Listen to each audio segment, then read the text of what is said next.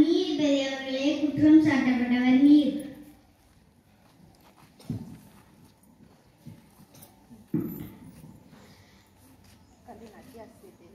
மக்களின் அத்தியாவசிய தேவையான நீங்களே அசுத்தமாக இருப்பது பற்றி ஏதாவது கூற விரும்புகிறீர்களா? அனைவருக்கும் இனிய காலை வணக்கம். நான் தான் நீர். நான் மேகத்திலிருந்து மழையாக பொழியும் போது சுத்தமாகத்தானே இருந்தேன். என் மீது பிளாஸ்டிக் கழிவுகள், ரசாயன கழிவுகள், தோல் கழிவுகளை கொட்டி அசுத்தமாக்குவது இந்த மனிதர்கள் தானே. நான் சுனாமியாக மாறுவதற்கு நான் காரணமில்லை. நிலநடுக்கத்தினால் தான் அவ்வாறு மாறப்படுகிறது.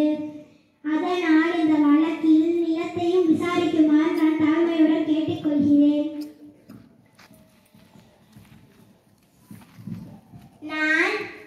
நான் சில இடங்களில் பாரமாகவும் வறண்டும் இருக்கிறேன். பிளாஸ்டிக் கழிவுகள் என்னை மூடி வைப்பதால்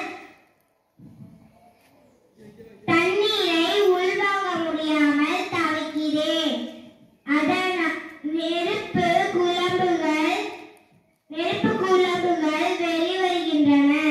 அதனால் இந்த வழக்கில் நெருப்பையும் சேர்த்துக் கொள்ளுமாறு கேட்டுக்கொள்கிறேன். அனைவருக்கும் இனிய காலை வணக்கம். நான் தான் நெருப்பு. பூமிக்குள்ளே நெருப்பு குழம்பாகவும் வெளியே சூரியனாகவும் இருக்கிறேன். மனிதர்கள் ஆக்கவும் அழிக்கவும் என்னை பயன்படுத்துகிறார்கள். நான் எரியும் பொழுது காற்று மாசடைகிறது. இதற்கு காரணம் காற்றுதான். எனவே காற்றை விசாரிக்குமாறு நீதிபதி அவர்களை தாழ்மையுடன் கேட்டுக்கொள்கிறேன். நான் தான் காற்று. நான் ஒரு காலத்தில் பூமியை சுற்றி சுதந்திரமாக சுற்றித் திரிந்தேன். இப்போது எனக்குள் இருக்கும் பிராணவாயு குறைந்து அரியமிடவாயு அதிகரித்து விடுகிறது. எனவே ஆகாயத்தை விசாரிக்குமாறு கேட்டுக்கொள்கிறேன்.